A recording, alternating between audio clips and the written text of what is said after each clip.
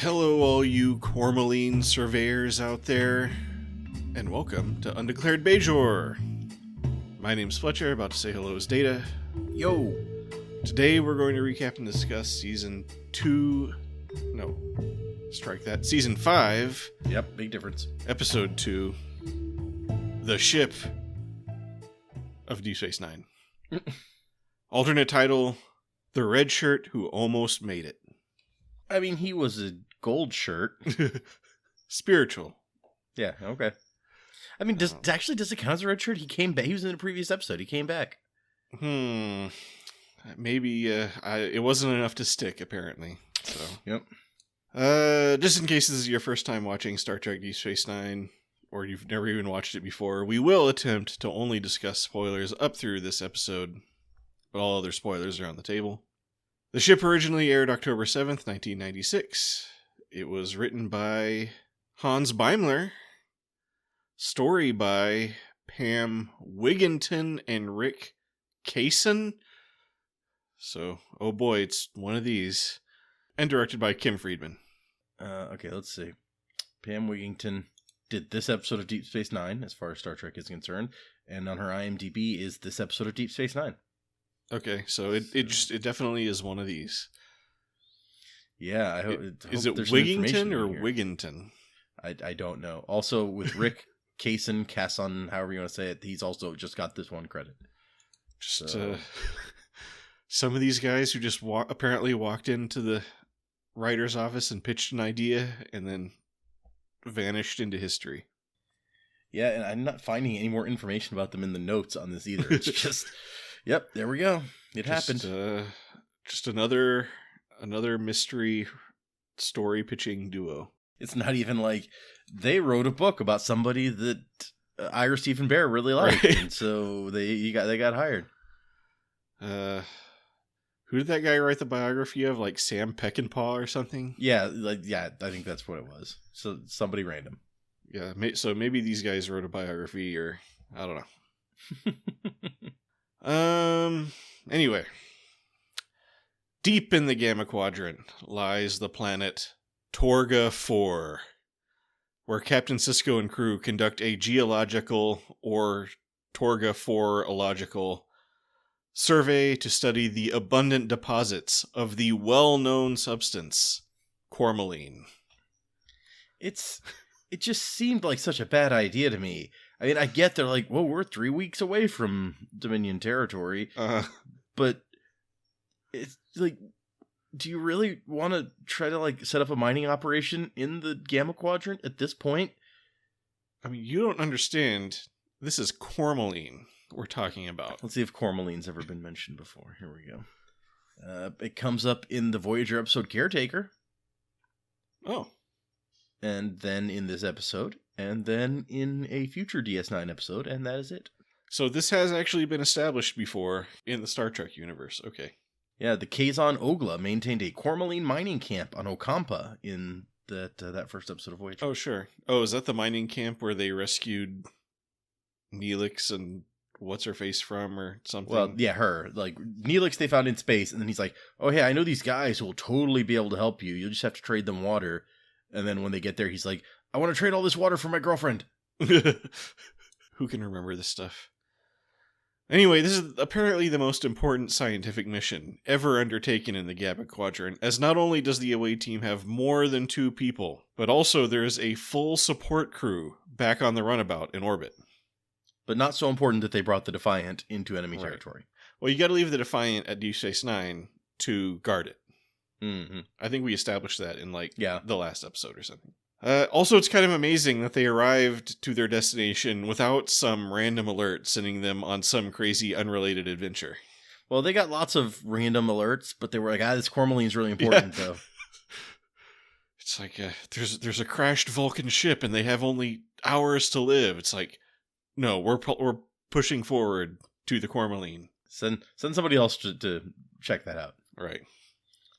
We've got yet another runabout to lose.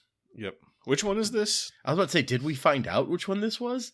I kept meaning to listen for it, but I forgot. I don't know that. Hold on. Let's see if there's any mention. It's the runabout in all the references here, so I don't know. Some runabout blows up. But in the rock-strewn hills of this cormaline-rich world, O'Brien and Muniz, looking quite sweaty and exhausted, talk expertly about the morphology of the surrounding rocks. In exchange, some gentle ribbing. Yep. Which, Muniz was, talking up a storm about these rocks. I was like, oh, I guess he's got, a geology background or something. And then O'Brien starts talking about rocks.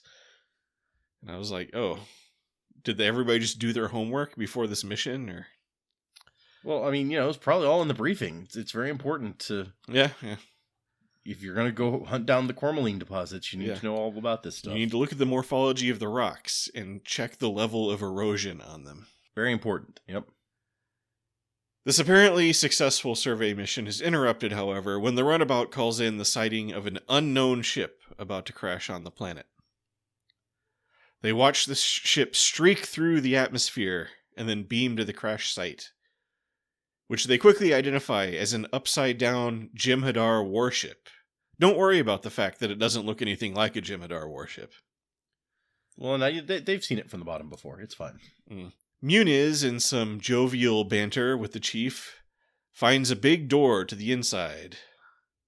Now, at this point, I'm getting pretty worried about Muniz, and I definitely don't have high hopes for that weird-looking guy who has no lines. No, he'll be fine. But the crew plow ahead and boldly enter through the big door to check for survivors. Luckily, they find that there are no survivors. The crew are all dead, bones shattered inside their bodies when the inertial dampeners failed. Which, man, those inertial dampeners, they're pretty important, I guess. Well, I mean, yeah, they're dampening the inertia. You know what happens if you don't dampen the inertia? The inertia dampens you. I guess you never watched The Expanse. No. There's an episode when a big basically Stargate opens up way past Neptune or whatever. Ooh. And there's a big race to see who can get through it first. And then but they don't know that when you go through it, it automatically slows you down instantly to 5 miles an hour or something. Huh. And so the first guy who hits it, immediately decelerates from 1,000,000 miles an hour to 5 miles an hour. And it's a kind of a graphic scene. They should have a warning on that. Jeez. Yeah. The ship itself is fine, though. No, yeah, it's they build these to last. Yeah. Sisko's excited. He wants to steal the ship and take it back to Deep Space Nine for the boon of intelligence it might provide. It's not stealing, it's salvage. Right. Back on the station, Odo drags Quark and Bashir into the commander's office with a convoluted tale of illegal spider smuggling or something. This is my favorite scene in the episode, quite honestly. It's got the great line where he's like, "I'm not a co-conspirator." Well, then what would you call yourself? An idiot. Yep, okay. But the writers quickly give up on this. And then Kira is like, yeah, I'd like to dive more into that, but I gotta get the Defiant to the Gamma Quadrant. She actually seems like, I'd rather not dive more into this. Right. You just do your thing. Also, the doctor is like, oh man, there's an emergency situation that might require medical attention in the Gamma Quadrant. When are we leaving? She's like, oh, I'm not taking you. You have to deal with this spider thing. Right. I guess they just better hope nobody's hurt when we get there. Yep. And wouldn't it be a shame if this was some elaborate ploy by the Dominion to get the crew of Deep Space Nine and the Defiant days away from the station and launch a surprise attack through the wormhole? Man, they couldn't possibly how could they just impersonate Sisko to make that call? It's crazy. Yeah. Anyway, we never find out how that spider situation got resolved. No, yeah, I'm curious because apparently we've got some seriously illegal. The spiders, weren't so bad. He just forgot to fill out the paperwork or didn't know he needed to fill out the paperwork. It was really the crystals that were in there with the spiders that are some sort of drug. Yeah, some sort of space Viagra or something.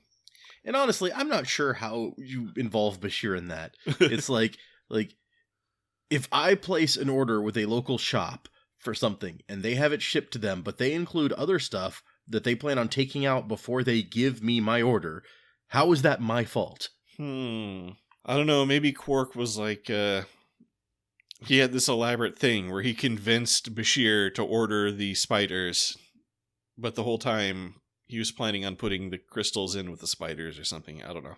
Back on Torga 4, O'Brien and Muniz do some more tragic bonding. Not the good kind of bonding, right? The other kind. Then the runabout calls in another ship dropping out of warp.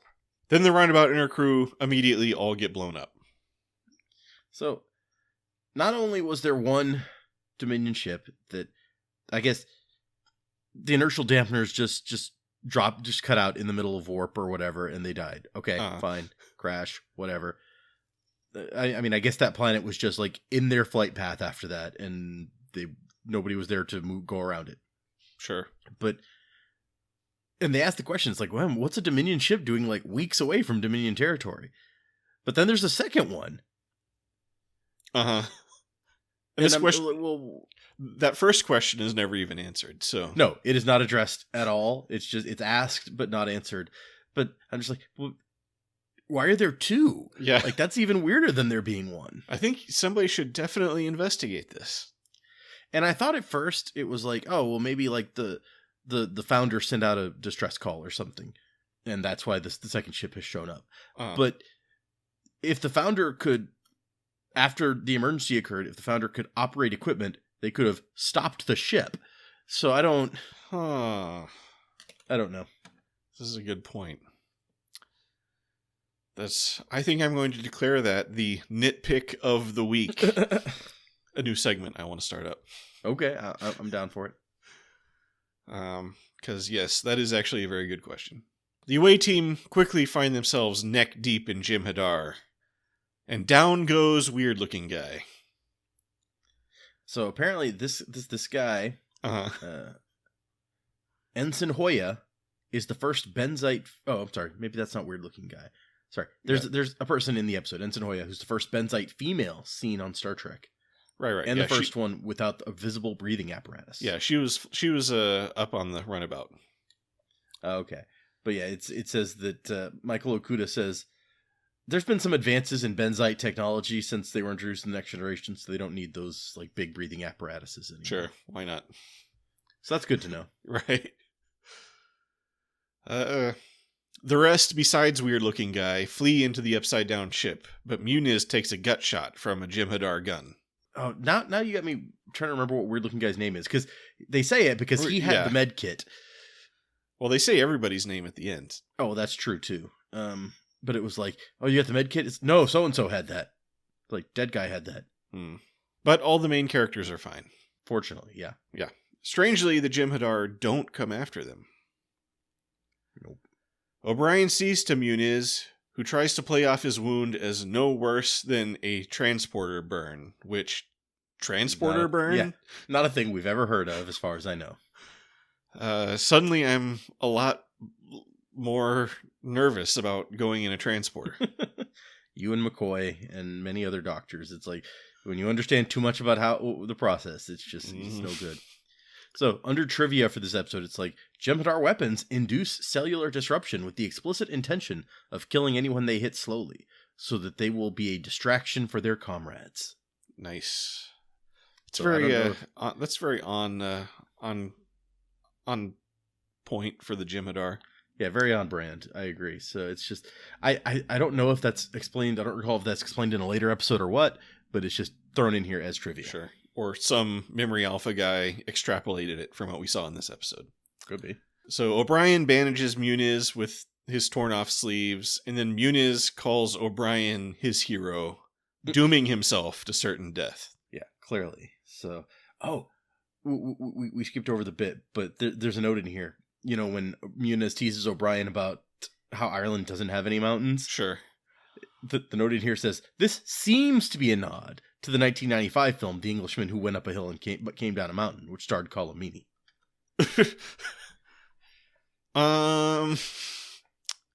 Seems to be. Yep. So some random guy was like, I think that's related to that.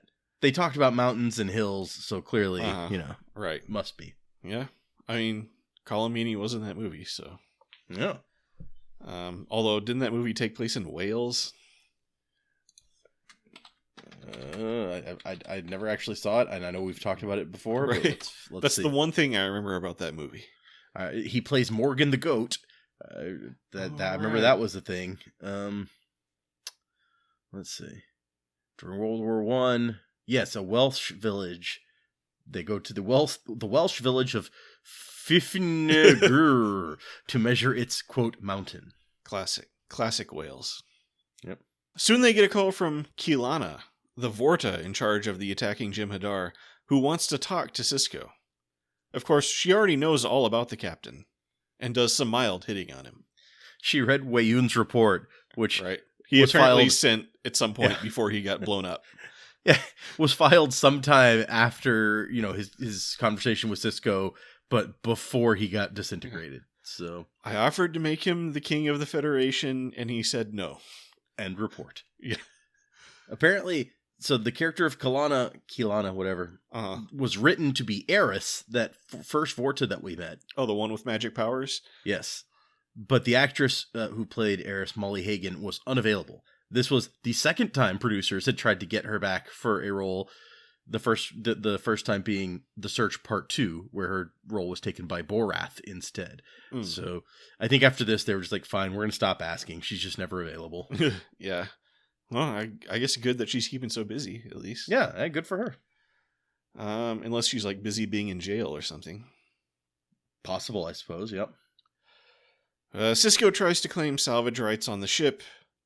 Kilana says the Dominion doesn't recognize salvage rights. But it doesn't really matter either way, because we're the guys with guns. I do just this is clearly our ship. Just look at it. What right do you have to take it? And he's like, finders keepers, that's what right. Is that how salvage works? Can you just show up 1 second after the ship has crashed and try to claim it? Okay, hold on.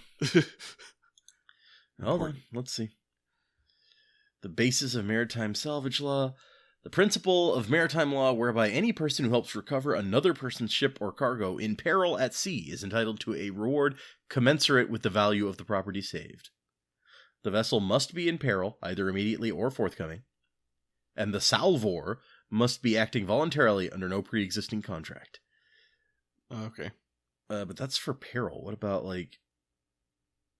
after it's, done? Uh-huh. Article 23 of the 1989 Convention provides for a 2-year limit to commercial, judicial, or arbitration proceedings arising from a salvage claim. All right. Well, but that's 2 years after you do your salvage, right? Yeah, that's what it sounds like. Well, maybe you can just grab a crashed ship. If the ship is not saved and the loss was due to the salvor's negligence, the time limit to bring action against the salvor will be based on the tort of negligence. Dear. Man, I want to send to Legal Eagle guy and get him to explain maritime salvage to me, because I'm having trouble. Okay, so so you're out at sea. You get a distress call from a ship in immediate peril. So you're faced with the decision to go try to help them and possibly get a reward commensurate with, which I don't believe means the same thing as equal to, the value of the ship. Yeah. But also you put yourself in legal peril that you might negligently cause the loss of the ship and then get sued for it. Yep. It's a tough call. You ever watch any documentaries or anything about the time the CIA tried to salvage that Russian submarine? I don't think so. And then they created this elaborate route. They got Howard Hughes to go in with them, and they built this ship which was designed specifically to lift a submarine off the ocean floor. Mm-hmm. But they had to explain what this big giant ship was, so they claimed that Howard Hughes was building this ship to explore for minerals on the bottom of the ocean. Okay. Yeah, it was this massive operation. And in the end, they only got a little piece of the submarine, I think. I think it was called like the Hughes Glomar Explorer or something like that. They got something, I guess. That's impressive. It's pretty interesting. I'll see if I can find a video about it or something. Put it in the description. I feel like I'm still reading about various salvage situations, and there's lots of them. Uh-huh. I feel like I've probably already done more research than the writers did Right. when deciding that this was salvage. I mean, I would totally believe that Sisko was just bluffing. Apparently, the United Kingdom's Merchant Shipping Act of 1995 states that jetsam, flotsam, lagan, and all other cargo in a wreckage remain the property of their original owners, and anyone removing those goods must inform the receiver of wreck to avoid the accusation of theft. I didn't realize that, like, what is the difference between jetsam, flotsam, and lagan? Like, jetsam comes from airplanes, right? Let's see. Jetsam designates any cargo that was intentionally discharged from a ship or wreckage. Oh, okay. Flotsam refers to goods from a sunken vessel that have floated to the surface. And lagan are goods cast overboard and heavy enough to sink to the ocean floor, but linked to a floating marker, such as a buoy or cork. Okay.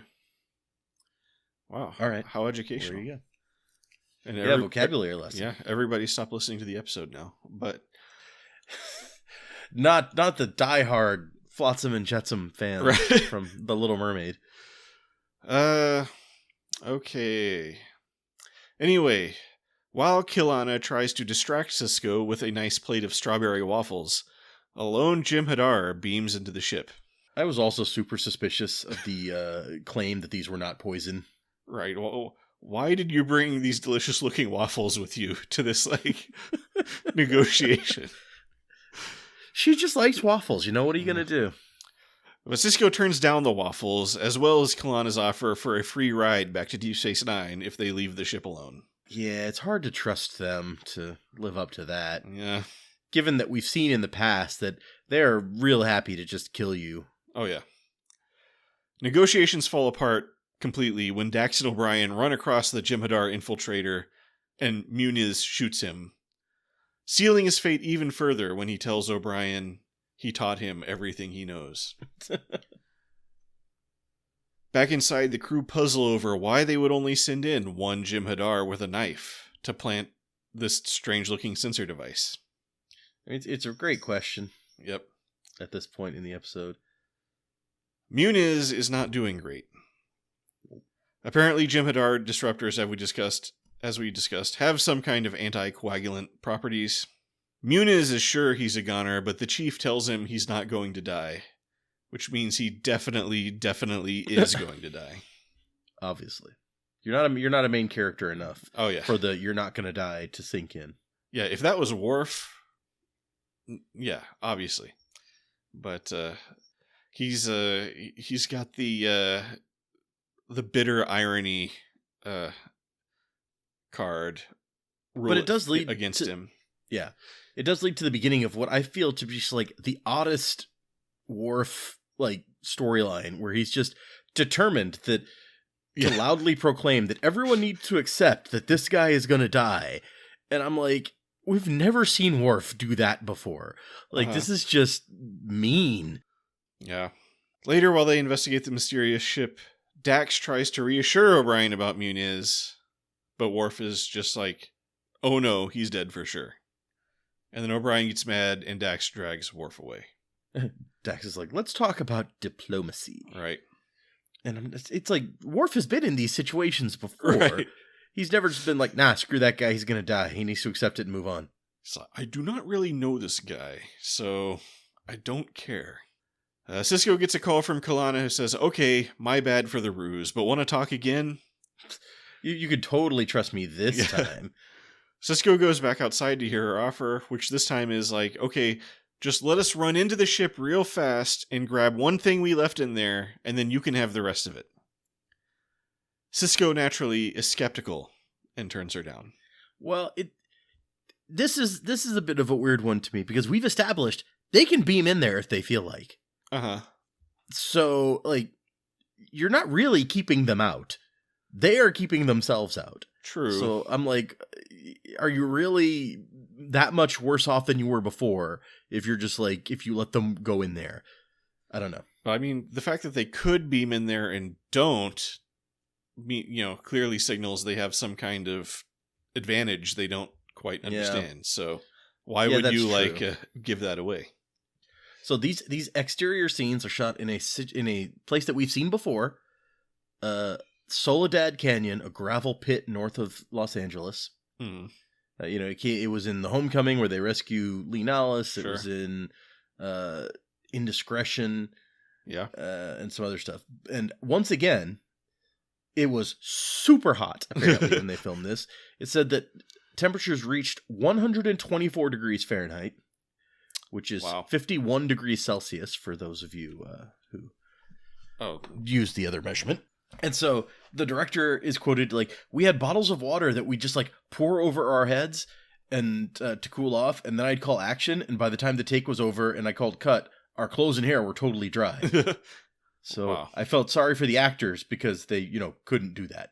Yeah. Everybody was looking pretty sweaty and miserable. And apparently it got so hot that, so Caitlin Hopkins, who I believe that's the lady who plays Kalana. Oh yeah, she's quoted in here several times, but about the heat, she's like, we shot in the middle of the desert and it was like 113 most of the day. The ship that we were standing on was metal. I can't even imagine what the temperature was with the sun beating down on the metal and the waves of heat smacking us in the face. So the poor actors who were the Jem'Hadar standing behind me, their headpieces covered their heads almost completely in rubber. And we were in the middle of a scene, and all of a sudden I hear a big clunk behind me, and the director calls cut. One of them had fainted from the heat. Wow. I have to say, it was one of the funniest things I've ever watched. The playbacks, and all of a sudden one of my Jem'Hadar just falls out of frame. He was fine, just overheated, but it was one of those moments where you're like, oh, the things I do for the love of acting. Wow. Yeah, I can only imagine how miserable that was. Yeah, pass. So, in response to Sisko turning down Kalana's offer, the Jem'Hadar start shooting all around, but not at the ship. From this, they deduce that whatever's on the ship is too valuable to risk damaging, and they begin searching through the ship for whatever that might be. Soon, O'Brien is able to get one of the ship's weapons online, which was a story that I didn't quite... Just at one point, they started talking about getting this weapon online. I was like, did we set that up? And then it never goes anywhere, so... It is weird that they focus... It's like, that's O'Brien's job, is to get the thing moving, or working. And then he finally gets it working. It's like, it'll only shoot in one direction, though, because the thing is stuck. No details about why the thing is stuck. Is there a rock on it? Does it need some, like, WD-40? We don't know. And then later on, when Worf needs something to do, Sisko's like, go get that turret unstuck. Right. Unfortunately, Muniz has moved on to the having hallucinations and babbling in Spanish phase of being a dying guy. Yep. As happens. Also, unfortunately, Dax's search of the ship has turned up nothing but a couple of blank floppy disks. Floppy crystals. Mm. Worf found a computer console and ripped it out of the wall. Because that's going to help. Yeah, I mean, better than nothing. I do like how Dax is just like, yeah, that was a great idea. Right. Just rip it out of the wall. I'm sure that'll work. Yep. Tensions are running high. Dax yells at Worf. Worf continues his grim prognostications about Muniz. O'Brien tries, emphasis on tries, to punch Worf. And Dax makes a bunch of snarky comments. So apparently, the idea here let me go. So Ira Stephen Bear is like, the whole point of doing the show was we wanted to make everyone tense. We wanted to see our people hot and uncomfortable. It didn't come off quite as well as what we would have wanted. We want to do like an Alamo thing where 13 days of constant bombardment gets your nerves on edge, but somehow we weren't doing it. We weren't rocking the boat enough. And I was like, well, yeah, because you have like one day of like bombardment. I think it's weird that they get so pissy with each other so quickly, as if they've never been in a stressful situation before. Yeah. And also it's like you clearly established that they're not going to shoot at the ship, no matter how much they keep shooting. So it's like, there's really nothing to worry about. Yeah, it doesn't feel that tense when it's like, man, they could totally hit us directly if they wanted to. Clearly they don't want to. Yeah. It's like, well, this is clearly meant to scare us. It's not working. So Sisko snaps, tells everybody they need to get their shit together. He barks out orders and the crew snap too. With a boost of confidence in his command skills, Sisko tries to see if he can order Muniz not to die. I mean, you gotta try something. Spoilers, he can't. If he was a good Starfleet officer, he'd be following that order. Yeah. Really, this is Muniz's fault. Yeah, absolutely. In no time, they've done their repairs and are ready to try flying the ship out of there. This does not work. Nope. Also, Muniz dies when they're not looking.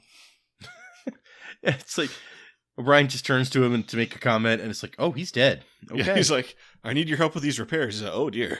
Sisko takes this especially hard and resolves that the deaths of the 5 non-main characters will not be in vain. Then something starts dripping from the ceiling, which I guess is actually the floor. A thing that's up there starts slowly morphing, then drops down in a pile of unmistakable golden goo. A changeling. Yep. The goo starts writhing around while outside Kilana and the Jem'Hadar listen to the apparently unmistakable sounds of a dying founder. Yeah, it's real loud for some reason. It's so loud they can hear it outside the ship, and they know immediately what that sound means. Yep. Oh no, that's the classic well-known dying founder sound. Yep. It's my ringtone. Soon the changeling dries up into a heap of black powder. Kilana beams to the ship and is like, okay, you win. The founder died and the Jem'Hadar killed themselves.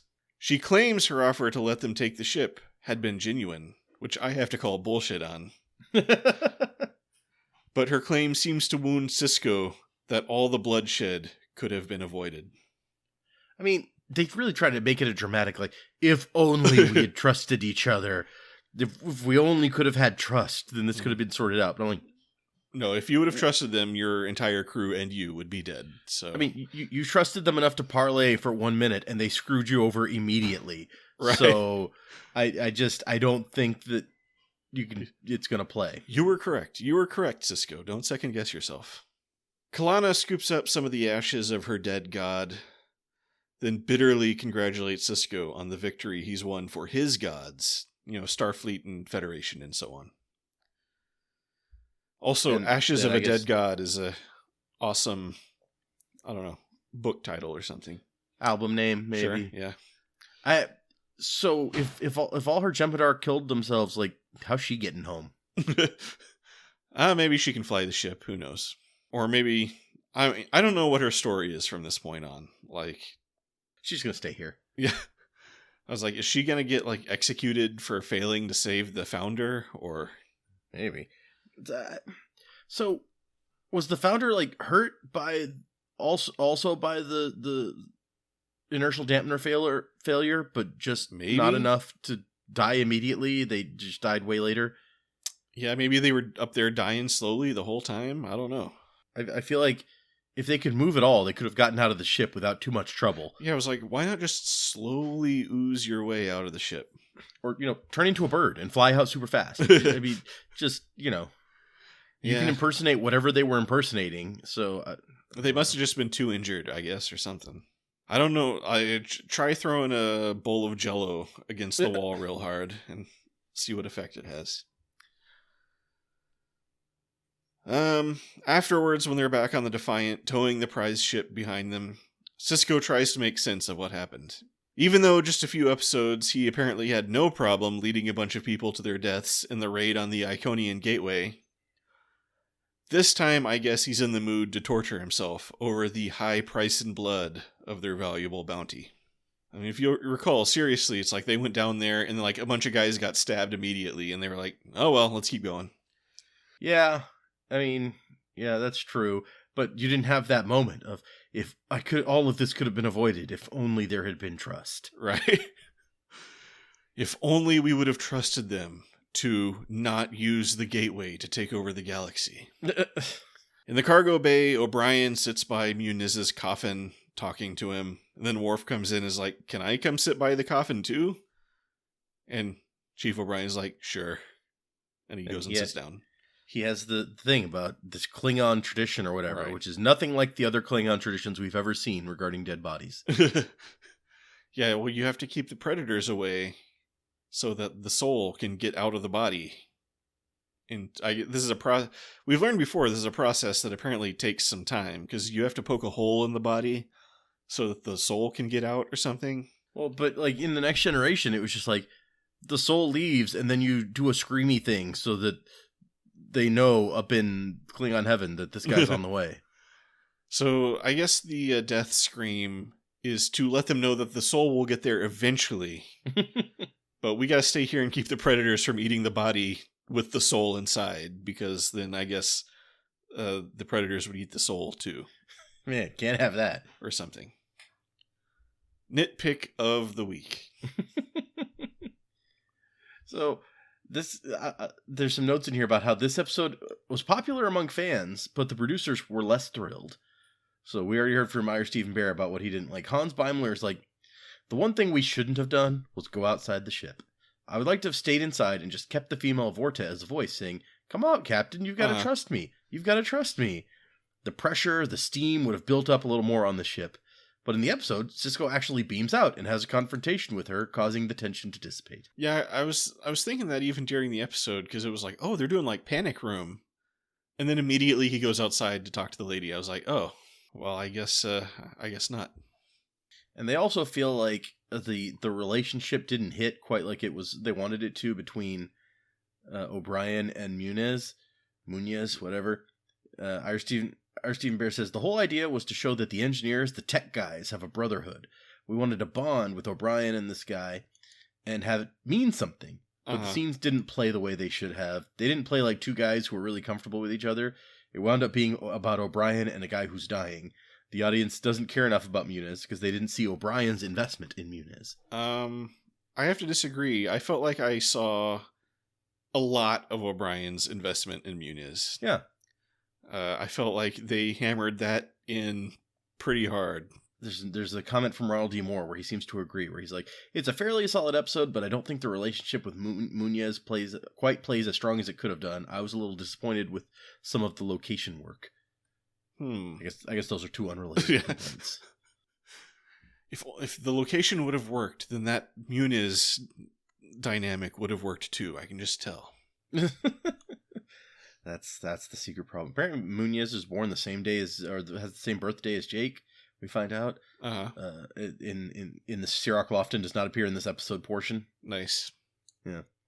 Let's see. There's one more quote from Hopkins, Caitlin Hopkins, where she's talking about working with Avery Brooks, and she was like, "Wow. Well, I was young. I was a young actress who'd been raised in the theater, and there was this great actor who I knew his work in the theater outside of his success in television." And it was incredible to work opposite him in those scenes. He had such incredible focus and plays strong intentions with high stakes. Nothing's ever casual in his work. I knew that going in and really took the time to study a few more recent episodes in terms of style and tone so I could match what he gave me in the scenes. I knew I had to hold my own with him. I was going to have to work hard on this character and be very specific with every word I say. I have to say, it was also a little intimidating to be one of the first female Vorta. He was a consummate professional, a gentleman, and a great, great actor.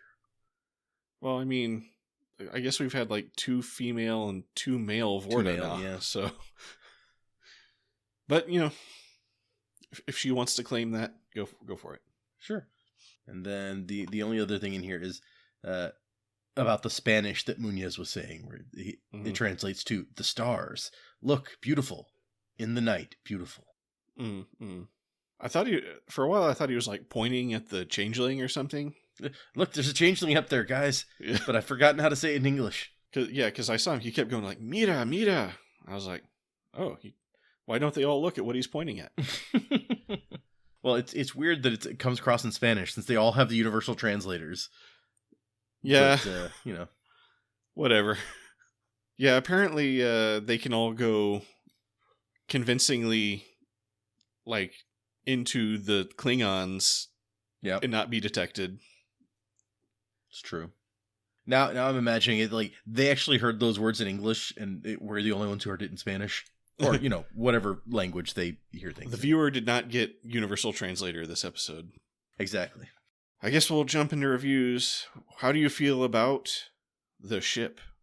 I actually quite like this episode. I think that I did have some nitpicks with it, obviously. Like I said, it seems weird to me that these characters that we've seen in tense situations many times are like within a few hours ready to like snap at each other. Yeah.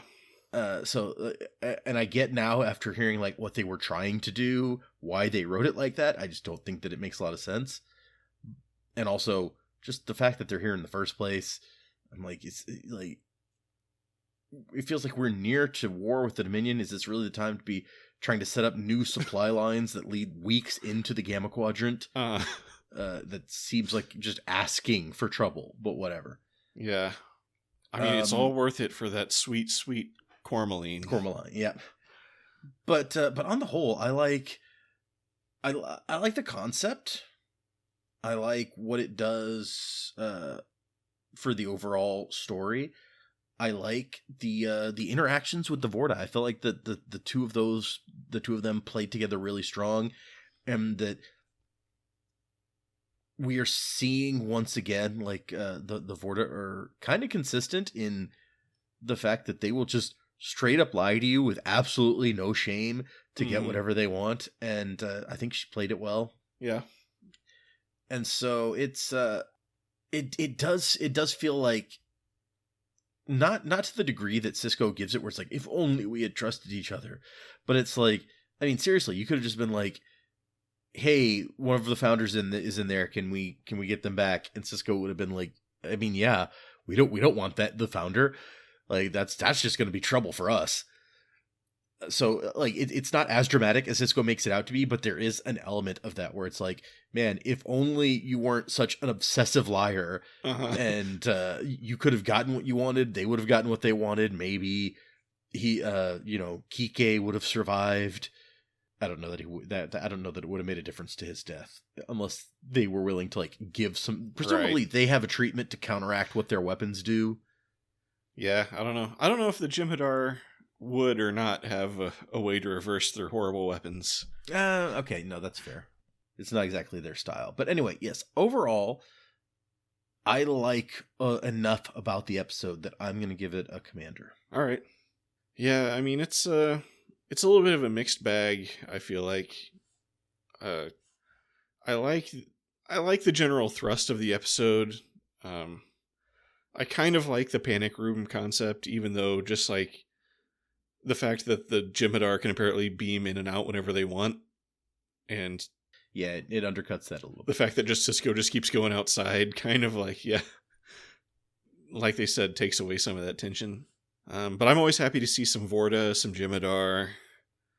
I don't know if I liked all the character moments in the episode. Like, you talked about Worf. It's like, why is Worf acting like this? I guess just the stress is getting to him or something.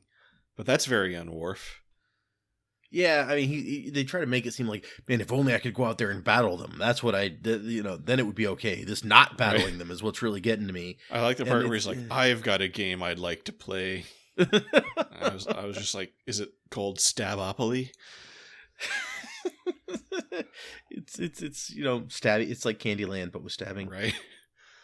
And then I don't like this character beat for Sisko just makes no sense to me, because Sisko is a like seasoned combat veteran. He was in Wolf 359 where he lost his wife. Yep. And he was a veteran, let's not forget, of the Zenkethi War. Yeah, I don't know that he was like, a commanding officer in true. Those cases, though. That's a difference. Maybe. But we've seen him lose people under his command before. Yes. And it was like, we've never seen him like worry about it. I'm sure he doesn't like it, but he does his worrying about it off screen. It's, So, but most of the way I thought it was pretty fun. Kind of towards the end when the episode starts trying to figure out what the point of itself is. It was kind of losing me, but overall, yeah, it's, not bad. I think it's a pretty comfortable commander. I still really love the one random scene with right, with Bashir and Quark and Odo and Kira. It's so like not related to anything else in the episode, but yeah. I love it. It's very flawed, but very watchable, I think. So maybe not one of my top commanders, but no, yeah, I can see that. I can just watch it for the it's exciting enough, I guess. So that brings us to our title review. How do you feel about the oh so memorable title, The Ship? The Ship. Which, when I heard that title, I thought it was going to be a different episode, which has not come up yet, and it is not that episode. The thing is, I mean, as you're sort of touching on there, The Ship could refer to any number of episodes. Right. Many of them involve a ship. Uh-huh. So, I mean, I get it. I get what they're going for, where it's because, like, the ship is the center of the thing, right? Right. Cisco wants the ship, and then at the dramatic ending, it's like, man, I hope that ship is worth it, because that's what we traded these lives for. And so I get what they're going for. I'm not gonna say it's inappropriate. It's just generic. Yeah. And it's speaking about memorability. It's kind of weird because hold on, I'm getting an Amber Alert. Yep. It's kind of weird because I always remember actually that there's a DS9 episode called The Ship. Like, that stands out in my mind, that it's like The Ship is an episode of this show. I don't associate it with this story.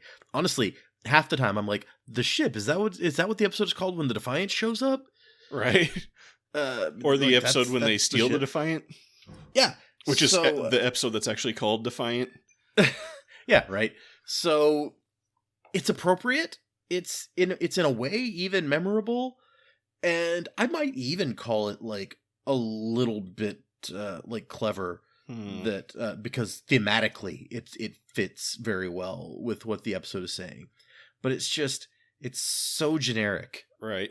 And it could refer to it's not unique enough to zero in on this episode. Yeah, I guess it's hard to criticize it as a title for this episode, but yeah, it's like it's not like they dug deep into their titling bag. I think they were just like they had Armageddon Rise or Apocalypse Rising or whatever, and they're like, okay, we went too far with that. Let's back it dial it back a couple notches. Back it up to the ship. Now now I want to see what other episodes are coming up soon. Do they keep it dialed back or do we dial it forward? Let's see. What's the next one? Next week is Looking for Parmok in All the Wrong Places, which that is not dialed back. Right. But that one's a memorable title at least. So well, we'll talk about that title. Yeah, no, we'll get next there. week, I guess. You got any other good ones? Sorry, the episode 5 of the season is called The Assignment, which is once again gonna be that's the most generic thing ever. So they're just bouncing back and forth, basically. There's The Ascent, which is also kind of generic, except that I remember exactly what episode that is. Mm-hmm. For the Uniform, that could be lots of episodes. A Simple Investigation, that's, sure. In the Cards, that I don't know. But then yes, it does bounce around, because then you've got like Nor the Battle to the Strong, which is very prosaic, or Let He Who Is Without Sin. Right. There's some Bible quotes there. Yeah. We will discuss all those episode titles. Yep. When we get to them. But anyway, let's see. So I had a new segment idea, but I forgot it. Other than the nitpick of the week. Yeah. Let's see if I can remember it real fast, because I forgot to write it down apparently. Oh well. Yeah, if you got nothing else, I guess we can call it there. Okay. So yeah, we thank you for joining us in our discussion today. You can find all our past episodes on YouTube, Apple Podcasts. Do you know where the number one? I'm sure you already realized this from running a different podcast. Mm-hmm. But do you know what the number one podcast platform is that we actually get listened to on? And I just learned this week. Well, my other show that when I look at the statistics, it's like Spotify makes up, I think, 50% almost of our listens. So that would be my guess. Well, we're not on Spotify, but the number one is Google Podcasts. Really? Which I did not even know we were on. And I remember going to get my show on Google Podcasts, and then I think I may have discovered that, like, through one of the other feeds, it was already on there. Yeah, apparently your podcast just automatically goes on Google Podcasts if you meet the minimum requirements, which I thought were hilarious, of your podcast has at least one episode. Why do you want your podcast on there if it doesn't have at least one episode? I just thought it was funny because I was looking that up on the wherever I was looking that up. It was like, your podcast is likely already on Google Podcasts if it meets the following like requirements of Google Podcasts. And there was one bullet point and it says like, the podcast has at least one episode. So Google's just out there trawling for podcasts. Yeah, apparently. So I'm looking up the Sanderlanche stats, and so Spotify makes up almost 40% of listeners. We gotta get on Spotify. Apple Podcasts is almost 15%, and then Google Podcasts is 10%. Oh, okay. I guess just maybe we're, for some reason, the Google Podcast crowd, or the people who would find us on Spotify went to Google Podcasts or something. I don't know. But I can't log into Google Podcasts for technical reasons I'm not going to get into to check the analytics or anything on that. So I've tried using the Google podcast analytics a few times and have found them to be mysterious and opaque, I think is the word that I would use. I can't figure them out. Okay. Well then, that makes me want to try even less to get into them. So who knows who those people are? We're glad to have you listening. Yeah. Shout out to Google Podcast listeners. You can always go on YouTube if you want to leave us a comment. So, I mean, if you can leave comments on Google Podcasts, which I don't know if you can or not. I'm pretty sure you can. There. We might just not see it. You can't rate anything on Google Podcasts. You can't leave comments on there. You can just listen to stuff. Huh. Now I want to see. I think it's the platform for people who don't want to interact. I use this thing called Chartable to keep track of when the podcast is getting reviews, because it'll pick up, because in the US you can only see the reviews from US users, but it'll pick up reviews across Apple Podcasts from lots of different countries, and so now I'm gonna go see if it's got any reviews showing for us. Undeclared Bajor has one review. The fake review that you wrote. Yes, it is the fake review that I wrote.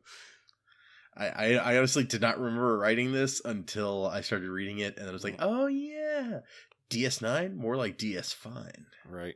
So it has our two fake 5-star reviews.